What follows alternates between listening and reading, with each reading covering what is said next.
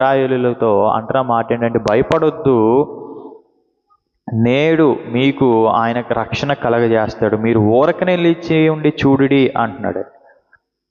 ఈ ఐగుప్తీయుల్ని నేడు మీరు చూస్తున్న ఈ ఐగుప్తుల్ని ఇక మీదట మీ జీవితంలో ఎప్పుడూ చూడరు అని చెప్పి, యెహోవానే మీ పక్షాన యుద్ధం చేస్తాడు అని చెప్పి ఇంత విశ్వాసంతో మాట్లాడిన మోషే మళ్ళీ భయపడిపోయి యెహోవా దేవుని దగ్గర మొరపెడతా ఉంటాడు, ఏంటి ప్రభు ఈ పరిస్థితి అని.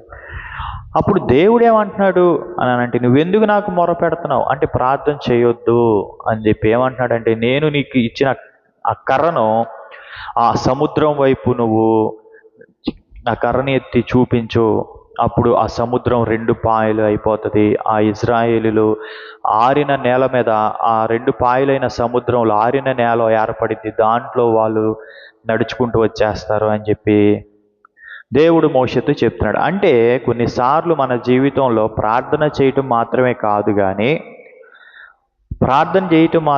కానీ దేవుడు ఇచ్చిన రిసోర్సెస్ మనం ఏం చేయాలండి, వినియోగించాల్సిన వారంగా ఉన్నాము.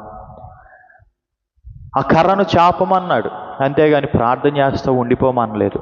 అంటే దేవుడు కొన్ని రిసోర్సెస్ ఇస్తాడు, దేవుడు కొన్ని మనకి దేవుడు కొన్ని ఇస్తాడు, వాటిని మనం ఏం చేయాలి, వాడాల్సిన వారంగా ఉన్నాం.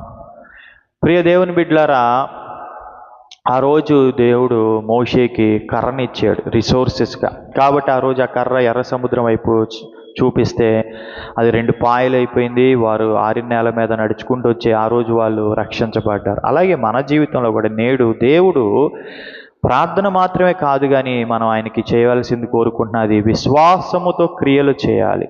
ఆ రోజు విశ్వాసముతో మోషే ఆ కర్రను ఎర్ర సముద్రం వైపు చాపాడు, ప్రార్థన చేసి ప్రార్థన ఆపేసేసి. మనం కూడా మన జీవితంలో ప్రార్థించడం మాత్రమే కాదు కానీ విశ్వాసముతో క్రియలు చేయాలి. దేవుడిచ్చిన రిసోర్సెస్ను ఉపయోగించుకుని, మరి యాకోబు పత్రికలో వాక్యం సెలవిస్తుంది, మరి క్రియలు లేని విశ్వాసము మృతము. కాబట్టి మనము విశ్వాసాన్ని క్రియలతో చూపించాలి. ప్రార్థన మాత్రమే చేస్తారు కొంతమంది, క్రియలు చేయరు, విశ్వాసంతో అడుగు ముందుకేయరు, ప్రార్థన చేసి అట్లాగే ఉండిపోతారు. అయితే దేవుడు అది కోరుకోవట్లా.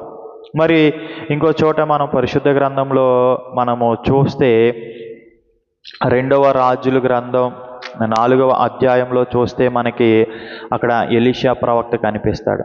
ఎలీషా ప్రవక్త దగ్గరికి ఆ ప్రవక్తకి శిష్యులుగా ఉన్న ఒక శిష్యుడి భార్య వస్తుంది. ఆ ప్రవక్తకి శిష్యుడిగా ఉన్న